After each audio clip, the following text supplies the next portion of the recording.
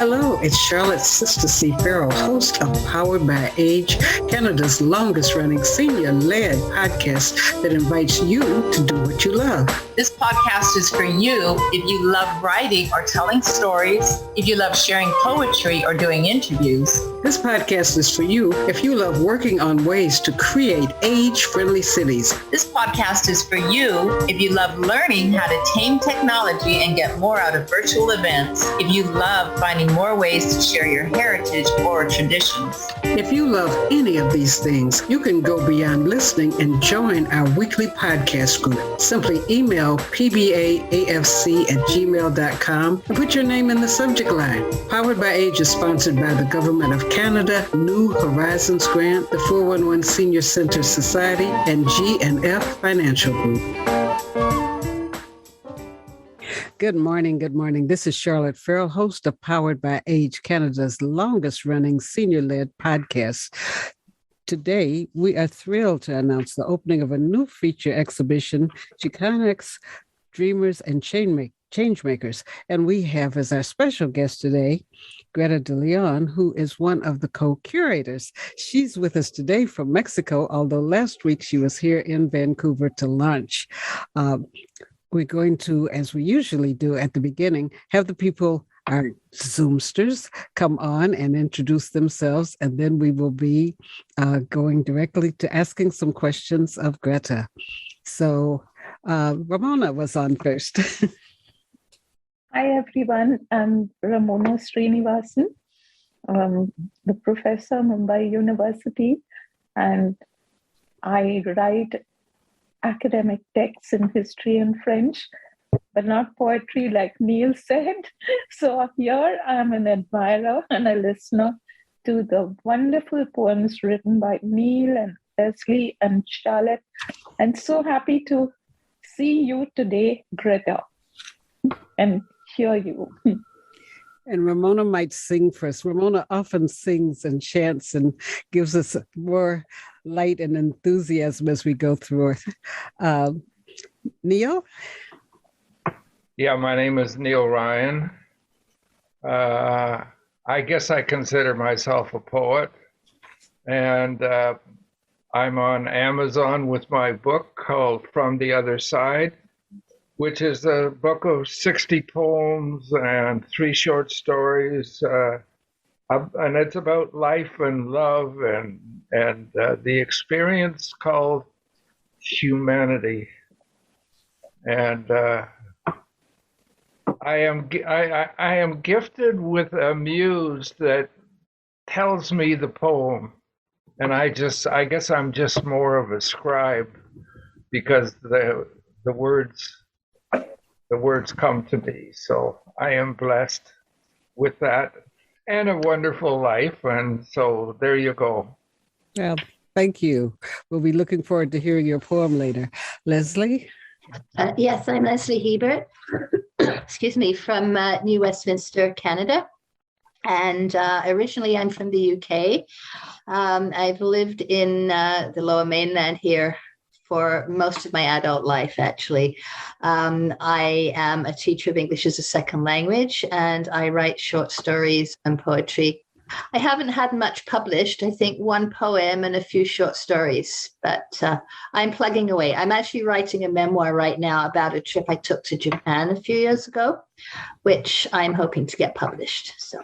And she shared part of it. One of the things that you find when you go to our poweredbyage.com website is something called stories, poems, interviews, and novelties. And so we have some excerpts from people's work, their written work, one of them being Leslie's memoirs. And we have some of Ramona, Neall's, and my work. And so maybe, Greta, since you are also a poet, you'll be able to add to what we have on our website with some of your poetry. So without further ado, I'd like to say again that the project that we're talking about is co-developed. There are co-curators from a Museum of Anthropology here and also the American Research Network. Greta, would you like to explain to us more about who you are and what the American Research Network is and why it collaborated with UBC for this exhibition. Absolutely. Thank you so much, Charlotte, for the space and to introduce me to this amazing guild and fellowship of poets and artists and creators. This is wonderful, and thanks for inviting me. So I am the executive director of the Americas Research Network. That it is a consortium of universities and museums. Was founded in 1998 by the Smithsonian Institution with the whole aim of developing framework to promote the collaboration in different projects, mainly in the humanities and social sciences. So MOA, we co-organize a series of meetings and a project called World Museologies. And since then, it became a member of ARENET. ARENET is the short acronym for our organization. And they're a member, and Anthony Shelton, the previous director of MOA, invited me to co-curate this exhibition, Xicanex, Dreamers and Changemakers, with Jill Baird, which is the curator of education at MOA. And it has been an amazing experience, 3 years in the making. And poetry is also very much in the core and in the DNA of the exhibit. So I know you saw the show. I was very happy that I was able to see you in person and to meet you. And yeah, well, that's in a nutshell what it is and why am I here. Not in the larger scheme of things, like why am I in life, but we can get to that afterwards. I mean, I know it's in the essence and the core of your program, but yeah. Well, thank you. I'm thrilled to be here with you guys. Why is this exhibition significant or relevant for Vancouver audiences now? Well, I think it's important for audiences in general. I think it's an important exhibition because the Chicano movement, it is a very important component of the civil rights movement in the US and in the world. And it's often overlooked. So it is part of this tapestry of fights, of struggles, of social mobilization, of artivism that happened and then has kind of created this democracy. I think there's also a lot of echoes with the Vancouver with Vancouver and in this moment, because you do have a big component of temporary migrant workers that are coming from Mexico and Latin America, but that was influenced in the origins of the Chicano movement, and also the indigeneity. Most of the Chicano activists and artists, they self-identify as indigenous. So I think this is the first time that an exhibit of this caliber is being shown in Canada. So the fact that it's happening in Vancouver, I think is great. Yes. Also here in the studio with me is Jesse, the Public Affairs Director for Cjsf. Hello. And he has also some interest in this this novel exhibition that's happening with UBC. Our radio station is a part of another college, Simon Fraser University. But Jesse, introduce yourself and if you have any questions. Oh, sure. I'm Jesse. I'm the Public Affairs Coordinator at Cjsf, the campus community radio station up at Simon Fraser University. I will admit I did not have any questions prepared immediately, but maybe something will come up as we go. Yeah. One of the things I think was significant about the name, that it's the gender identification. How does this reflect multi-generational experiences? Tell us a little bit about what that name means. Well, Chicanex, we chose to use the X in the beginning of the word, in the beginning of the title of the exhibit, instead of the CH, because CH is in a Spanish, a Castilian pronunciation or usage of the X sound of Nahuatl. So we started the exhibit with a notion of decolonizing a little bit the term. So the first X comes from the Nahuatl sound. Nahuatl is the largest or one of the largest indigenous groups and languages in Mexico. So we use that orthography.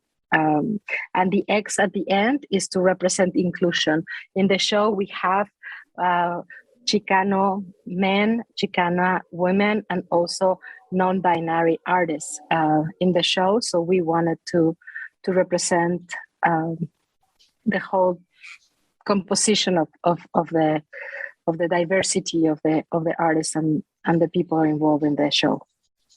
Notice a number of the pieces pay reverence to women or things, the body, the sanctity of birth.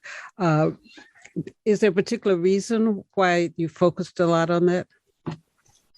Well, the Chicano movement in the 70s, like a lot of things were happening in the 70s and in the 60s, it was tainted with a little bit more of a masculine veil. So some people would have said that it was very driven by men. And now what we have found in the new artists and kind of like the point spear of the movement is been taken by women and also by representatives of the LGBTQ plus movement. So self-identified artists, women and queer are really prominent in the show. And when you talk about the social movement, kind of the fight and the struggles and what they're seeking for in terms of rights, it goes more into the identity and acceptance and representation. So I think that's why there's so much work by women and illustrated as such.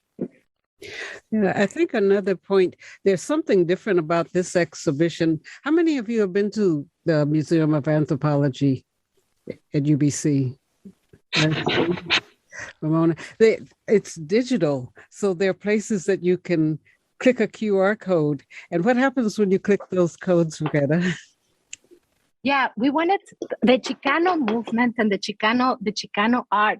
It's really broad. So we have a huge creation in film, in literature, in theater, in music. So it was very difficult for us to kind of like incorporate that into our gallery space. So we created this Xicanex digital, and the website is chicanexart.com.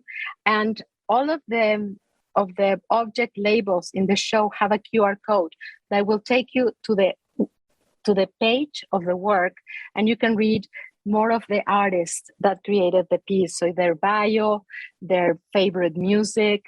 Some of them write about their favorite books, their favorite films, and you can even find some recipes. And all of the catalog and all of the text of the exhibition is bilingual. It's in English and Spanish, because the Chicanos, they're all US citizens, but of Mexican origin. So they're always going back and forward into these two languages, right?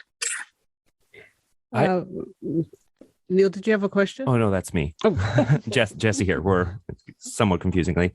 Greta, do you have a favorite piece in the exhibit or like a favorite artist? I know that's like asking you to pick. That's cruel. That's super cruel. That's super cruel. I have all of them. I mean, it was 3 years in the making. It was working with the artist who was seeing the work every day and correcting the text and writing the text and fixing the images. Like so it's very hard to find one piece. I think there are really iconic pieces. There's a couple of pieces that I think exemplify very well the essence of the exhibit. One will be by Esther Hernandez, which is a print of the Statue of Liberty. And inside the Statue of Liberty, there is like a Mayan stela, which is an indigenous way of kind of, it will not be a totem, but it's an stela. So it's a carved composition being made with a chisel and a hammer by a woman. So I think that speaks to me of the struggle of this community that have had to carve themselves a space within two two cultures, two very, very dominant cultures. One was the Mexican, the Spanish, and then the US. So I think that one always resonates with me. But there are so many really powerful images. It's very hard. That's a very hard question. People would be fascinated to see a wall. There's a wall where the equivalent of a slideshow and a film happens. And it's very educational because a lot of people, when you heard all of this talk about the wall and building the wall, and it says, there's a map and it says, here is where the border was. And it's been pushed down, but the border went all the way above, past California, to quite a high point in the States. Can you tell me, how did you create that whole wall, which was very educational about migration, the original indigenous people of the U.S., and how that got switched and et cetera? Yeah, this is we curated the show in thematic areas, and one of the thematic areas is borderlands, and we didn't want to talk about border like a border because it is a region, and it still is a region. When you share environments, you share animal migration paths, you share cultures, you share language, food, traditions, festivities. So it's this whole borderlands region. But the map that you're talking about, it is the map of Mexico in 1848, which was when the Guadalupe Treaty was signed, and that's when Mexico sold or ceded half of its territory to the United States. So in a lot of the demonstration by the Chicano activists in the 70s, they will have this sign saying, we didn't cross the border crossed us. And that talks a lot about their rights, because suddenly they became United States citizens, American citizens, and Spanish, that was their original language, their language in their home and their culture, was forbidden.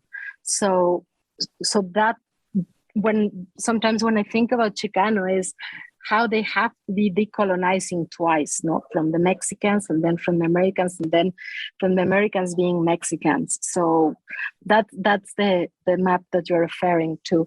And across the wall, there is a piece by Alfred Quiroz that takes exactly that territory and draws this really comic, graphic history of all the characters that were involved during the Treaty of Guadalupe period.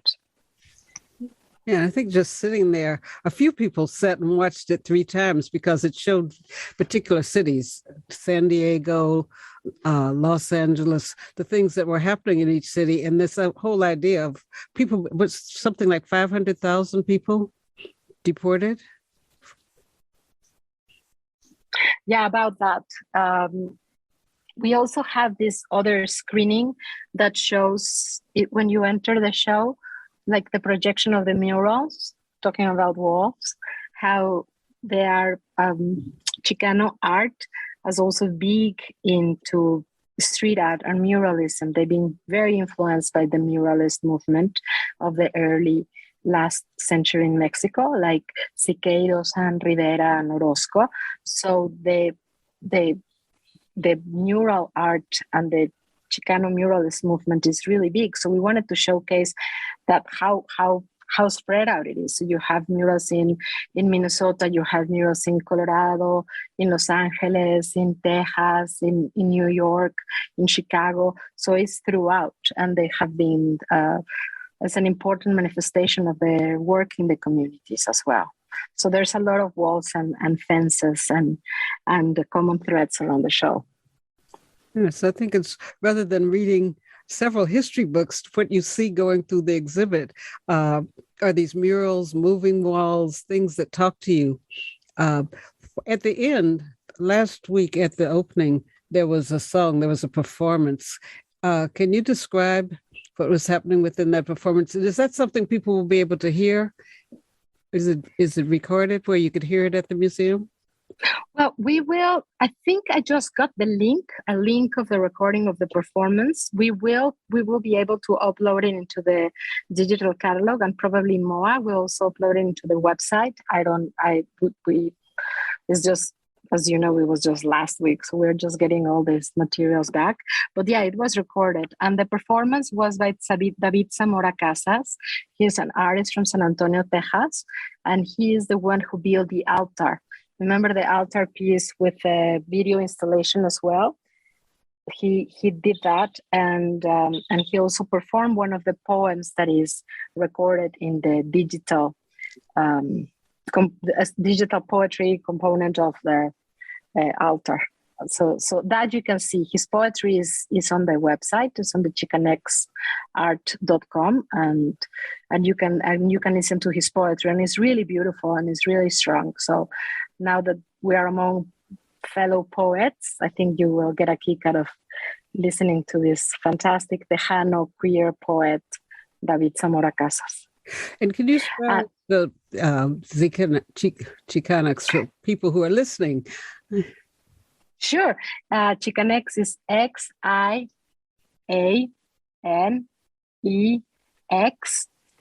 art.com. Great. Everyone who is a writer or speaker and visiting that exhibition, I got ideas as a poet, seeing how it looks like you're looking in a window, and through the window, he's performing different pieces around a memorial. And I thought, wow, we can do that. We can get a windowsill and have people do their poetry. I mean, there are just so many ideas there for creative people as you go through the exhibition.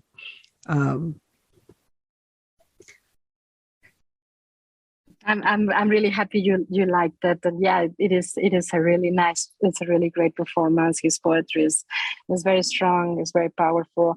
And as you say, I mean, as you walk through the show and as you start seeing the works start like sneaking on you and start showing up through these walls, and these very, very colorful walls, and then it confronts you to issues or images that are sometimes a little bit harder to see or to realize what is actually behind all this beautiful strength and color.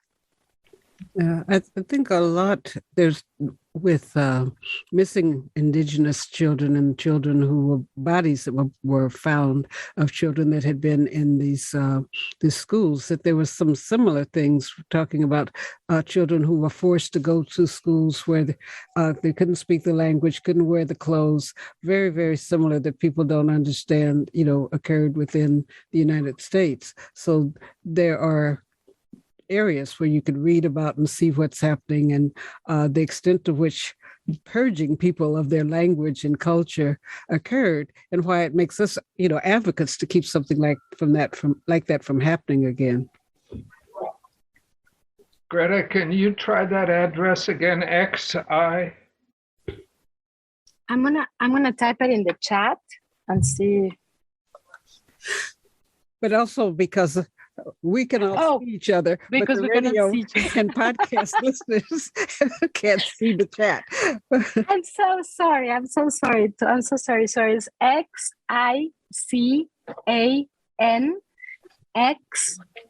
Xicanexart.com. Xicanexart.com. So sorry. I got all goofed up with the video thing. Here it is. XICN. XART. Xicanexart.com. Xicanex. Yes, that you got it. That's it, Charles. You're totally Xicanexing here. Yes. There's a poem in one of the photographs by Al Rendon that is like right across from the altar of David Zamora Casas. There is this chest of this man with the Virgin of Guadalupe tattooed, and this poet was Raúl Salinas, who was an amazing poet who was in jail for something, and while he was in jail, they started making this Virgin of Guadalupe tattoo, but it wasn't finished. So in one part you will see like the whole halo with all the shadowing and all that, and in the other one you just see kind of like just the outline. And an anecdote of the artist statement by Alice is telling the story when he met Raul Salinas, and he told him the story that he was in jail, but they couldn't finish his tattoo because he left, and he was released from prison. So he has an incomplete Virgin of Guadalupe tattoo. And he wrote a poem about exactly that, like how you cannot speak Spanish, you cannot speak your language, and you are punished for that. When he was in prison, he studied, and he ended up being one of the most recognized poets of the Chicano tradition. And he had an amazing library in a bookstore in Austin, Texas. And he went to school, and he got a PhD. And it's this kind of amazing stories of the people. And he was a poet. Poetry is very important in the exhibit.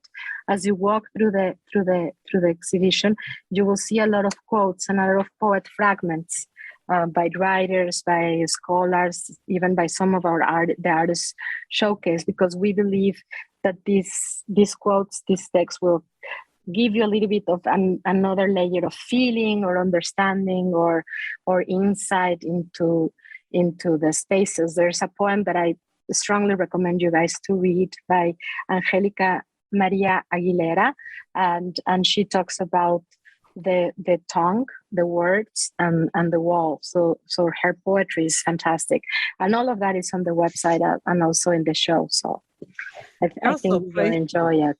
As you walk through, that you can sign.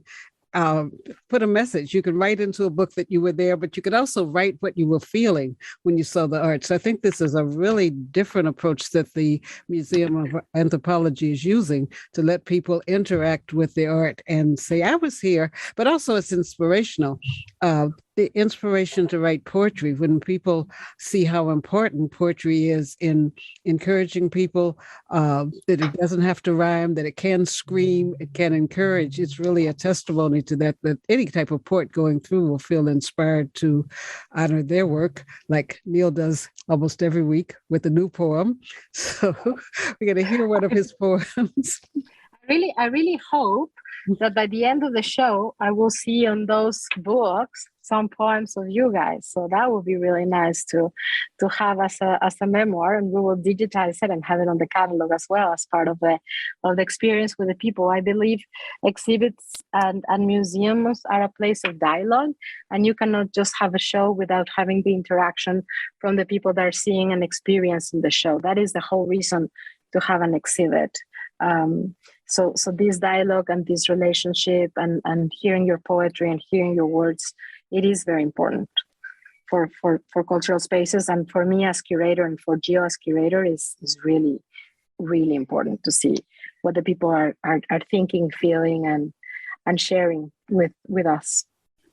Oh, thank you so much for designing it that way. Now we're going to hear Neall's poem for today. Oh, I'd love to I have share. a couple of questions first, if you don't mind. Sure. Yeah. Okay. The first one is you talked about the importance of QR codes to the show. And I'm like a lot of people, especially seniors. I don't have a smartphone. I have a dumb phone. So I'm wondering if it's necessary to have a smartphone to get the full enjoyment out of the show. No, absolutely not. You don't have to.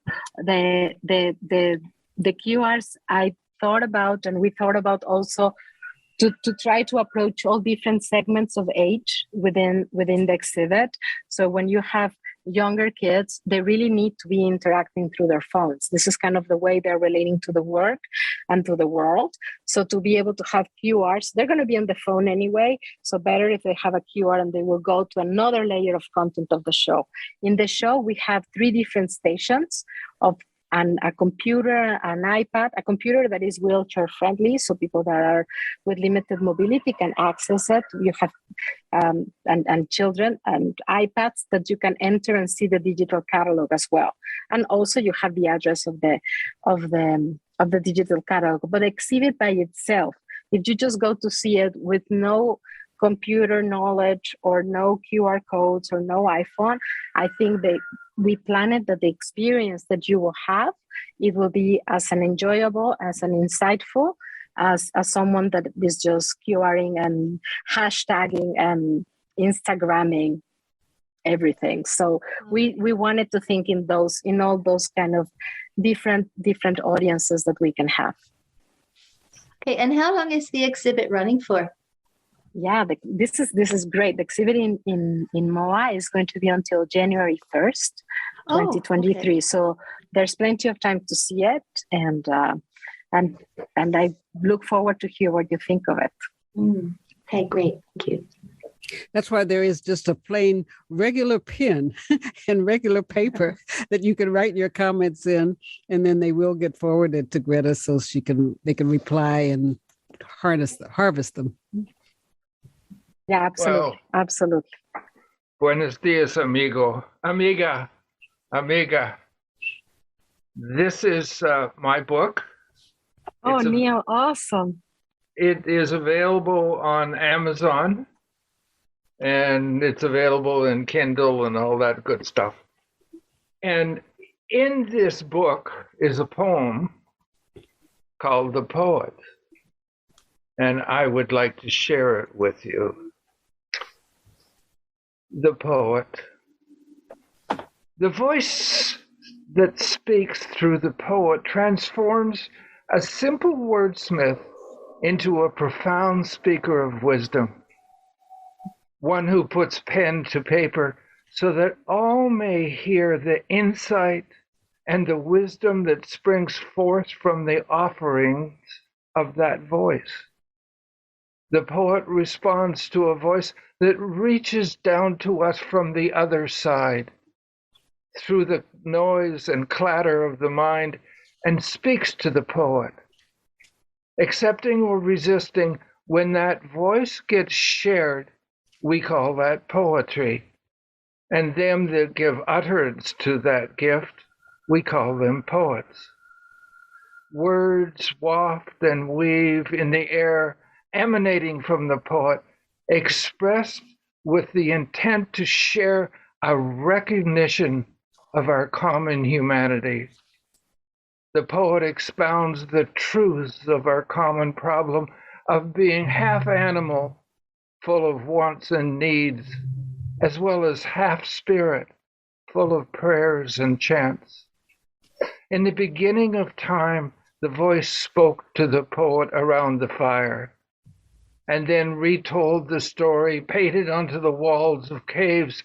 That voice tells and retells of the epic journey of humanity, repeated from a time centuries upon centuries past. The voice utters words speaking from the deepest, darkest part of our memory, beyond conscious thinking, but recognized by our collective memory. That poetic voice can be understood by every human being in the world, without regard to race, color, ethnicity, gender, or religious belief. Poetry speaks to everyone as we share a common memory emerging from a distant past. It is the same voice that spoke to the poets who wrote the Iliad, the Odyssey, the Epic of Gilgamesh, the Rime of the Ancient Mariner, and Ozymandias, King of Kings. It is the voice that spoke to our forebears, and we recognize a few of their names: Ovid, Homer, Rumi, Shelley, Tagore, and untold others in every language and every time. Poets speak to us of our common ancestry, from when we became aware that life is a series of experiences of tragedy and of joy. Poets share in a million ways about the joys and tragedies we all recognize, a tale of heartbreak and horror, joyfulness and ecstasy. Poets share the story of what it is to be human, a journey common to all of us. End of poem. Wow, that touches it. That was wonderful. One of the purposes of the exhibition and the poetry in it was to have an example of how it does touch the human soul. So that poem is an example of the ways that it can be motivating and inspirational. Greta, I want to ask you about, you hear the word curator. How do you actually make the choices? How do you curate? Okay. I think, I mean, as a curator of this show,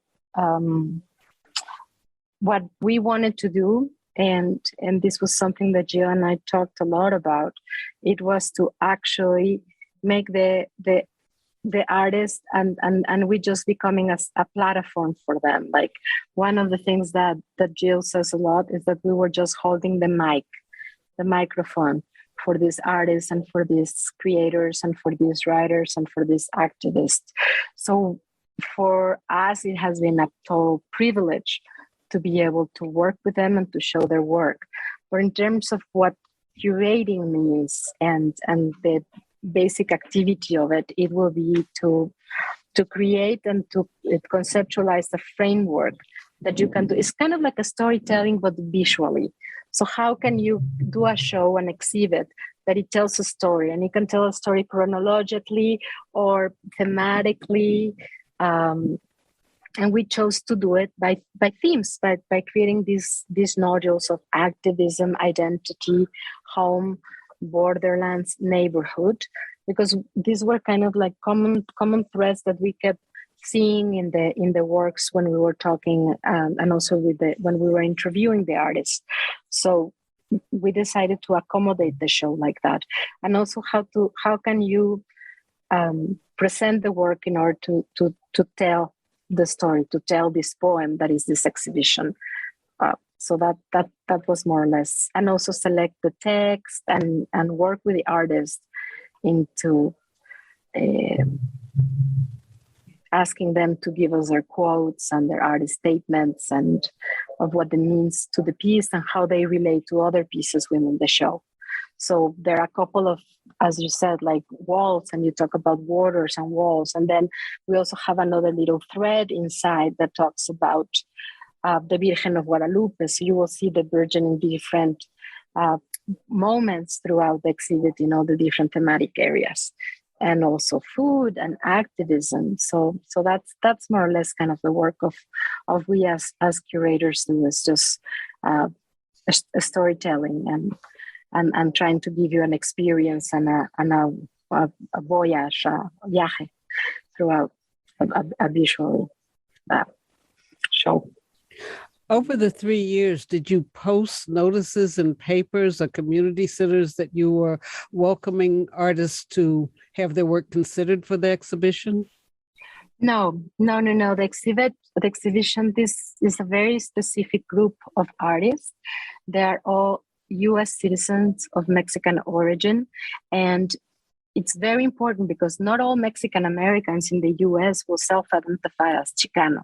So identifying as Chicano has to do with a whole identity process. It's a self-identification. It's a call to action. It's an involvement. It's a call to activism. So we met some artists in San Antonio and California and other parts in the U.S., and they were Mexican American, but they will not self-identify as Chicano.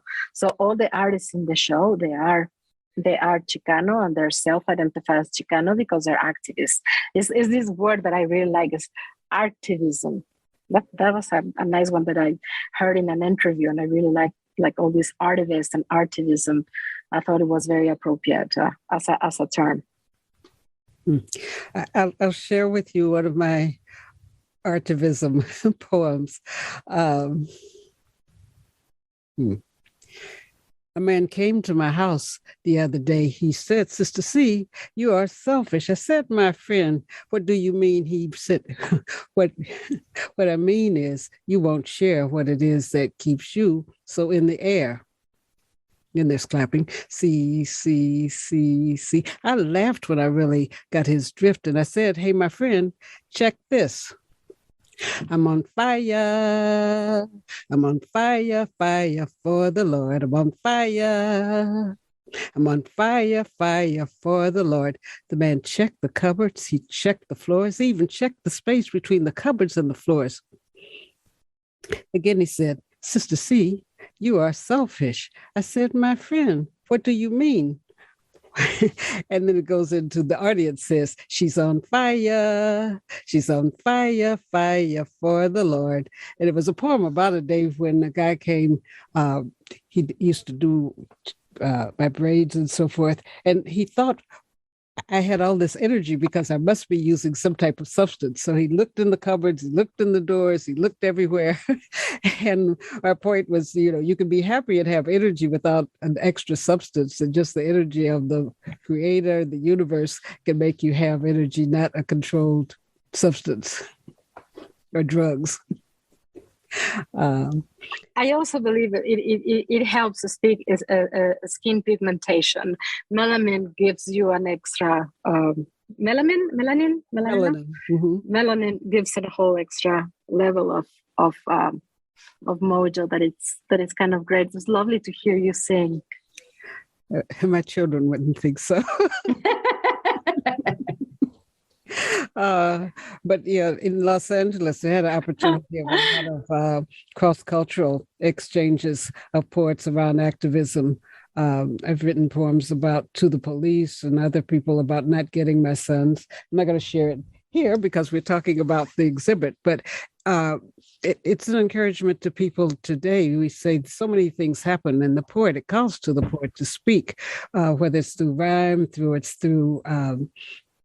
singing, whether it's through some people very quietly whisper poems, but really to call and speak to people to think about and not just accept anything that's going on. When people say, what can I say? You can say what's on your heart, react with the scene right here. We're in downtown Vancouver, and there are multi-million-dollar buildings going up, and there are people right on the street changing their clothes, using the bathroom with just cans. And you wonder, how can people, tolerate such a thing in a city where there's so much wealth? And so the poet throughout history has been one of the people, poets have been people that have written in a way to draw people's attention or to motivate people and remove the fear of speaking out or encouraging people to do something about injustice or do something about things that don't seem quite right. Do you want to share one of your poems? You said, tell us about your poetry book. Oh, about my poetry book? Yeah, well, I my poetry book is called Splinter of Silence. It was published in Texas by Wings Press. I was awarded the Poesía Tejana, the Texan Poetry Award in 2000. And but I will like, if it's okay with you guys, if I can share one poem that it's in the exhibition, or even like two. There's some really amazing Chicano poets that I really think you would like, and one obviously is Gloria Saldúa, but this one is by Anjelica Maria Aguilera, and she says, I'm gonna put my glasses, and she says, in my tongue, we do not pronounce the letter H. Home is not a sound my voice knows how to make. How an accent is just the mother tongue that refuses to let her child go. The language barrier is a 74-mile wall lodged in the back of Miguel's throat. The bodies of word so easily lost in the translation. Oh, say for whom does that star-spangled banner yet wave?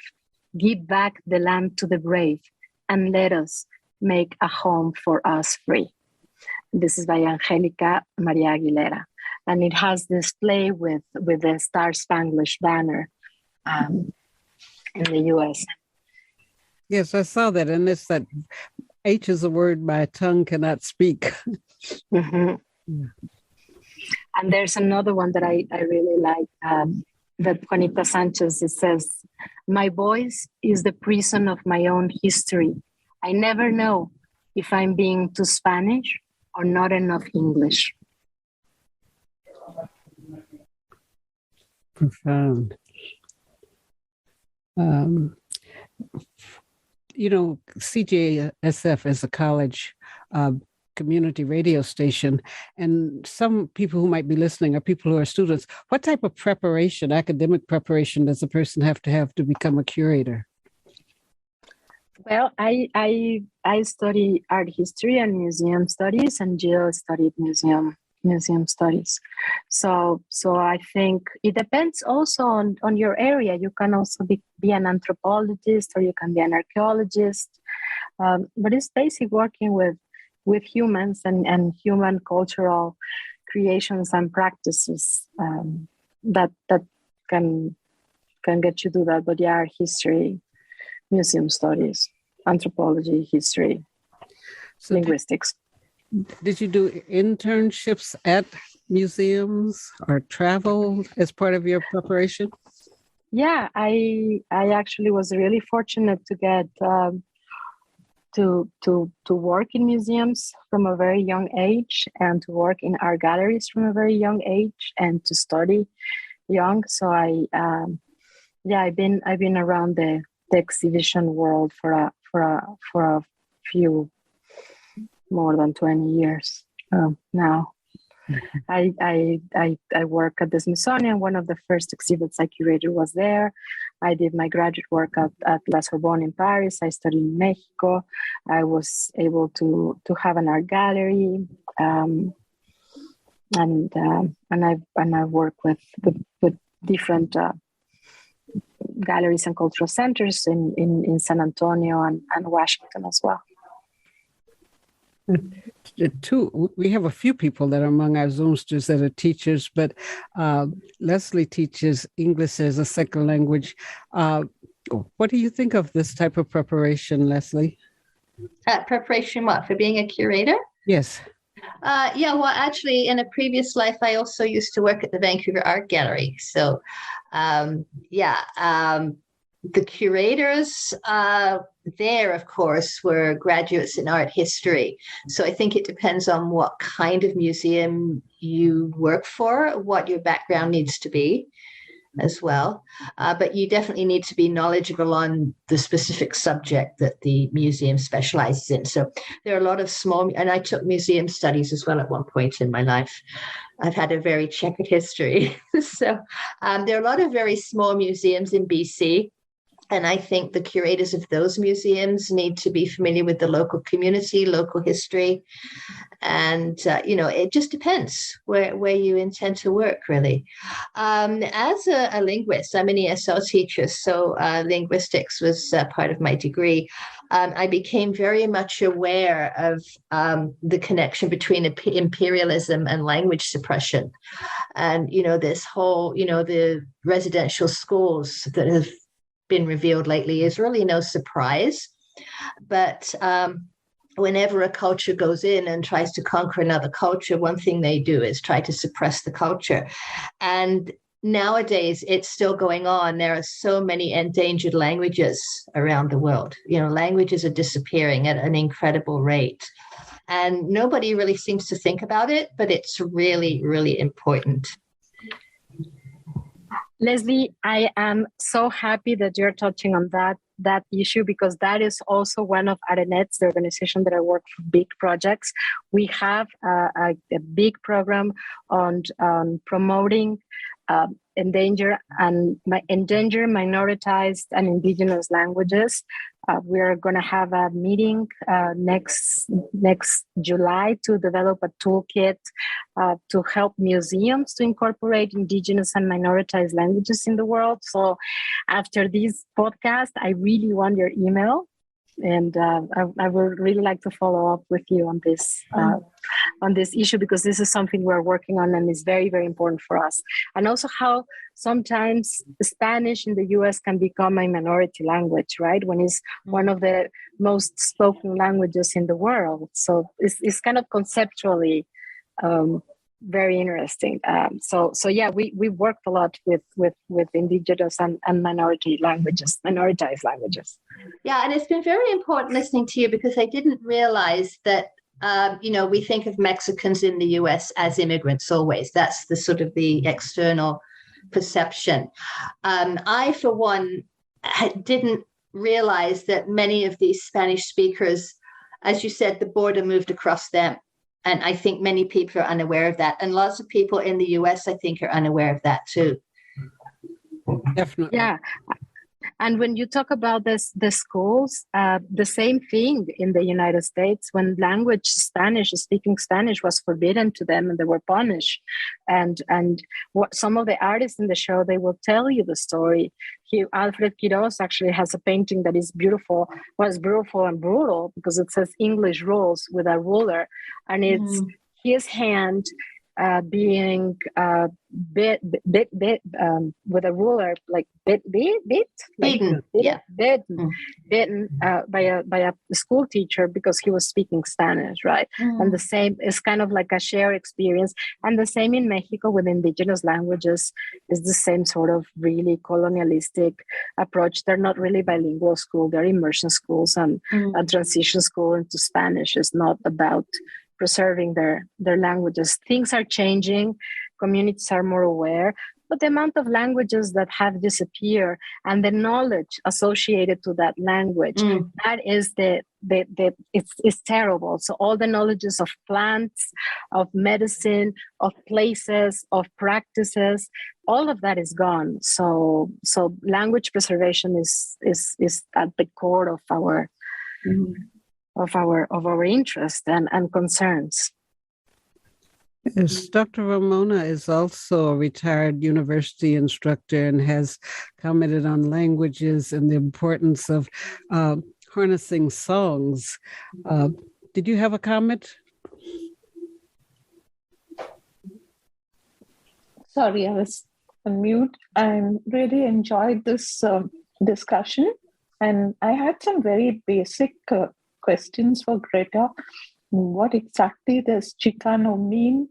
Is it different from Latino?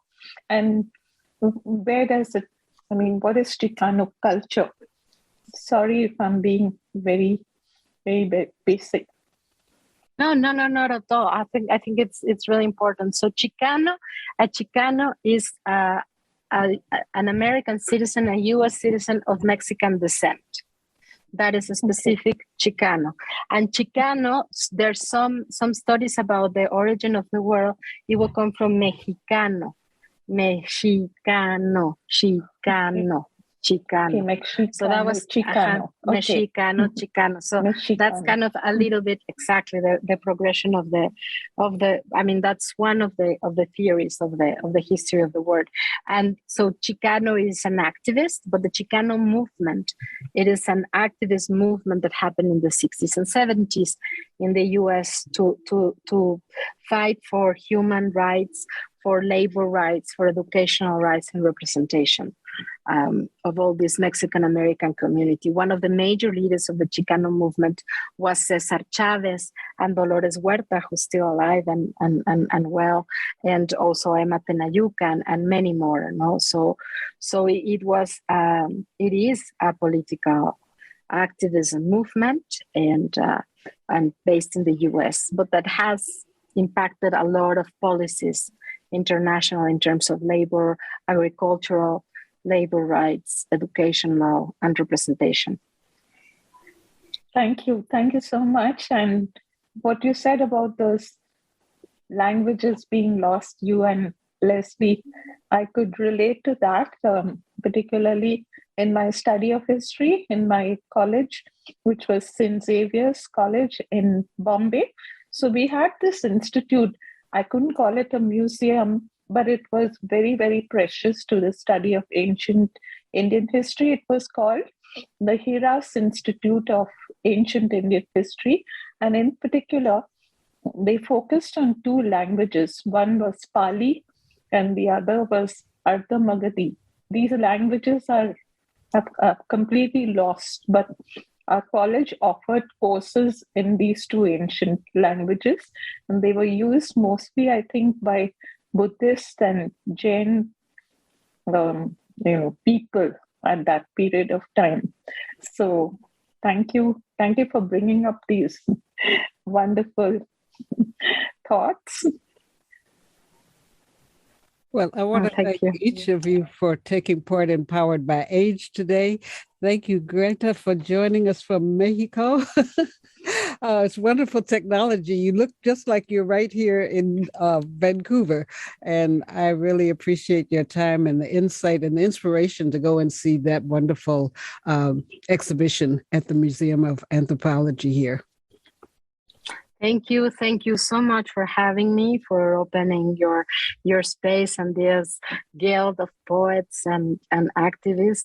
It's been a very enjoyable afternoon. Thank you so much, Charlotte. And I hope you enjoy the show and that people will go and visit it. I look forward to hear and learn about their experiences and comments. And thank you so much, Neall, for sharing your poetry. It's beautiful, and I'm definitely getting your book. I want it signed. Thank you very much. This has been Powered by Age, relayed to you through Speak Up, Listen Up, Act Upon at Cjsf.ca.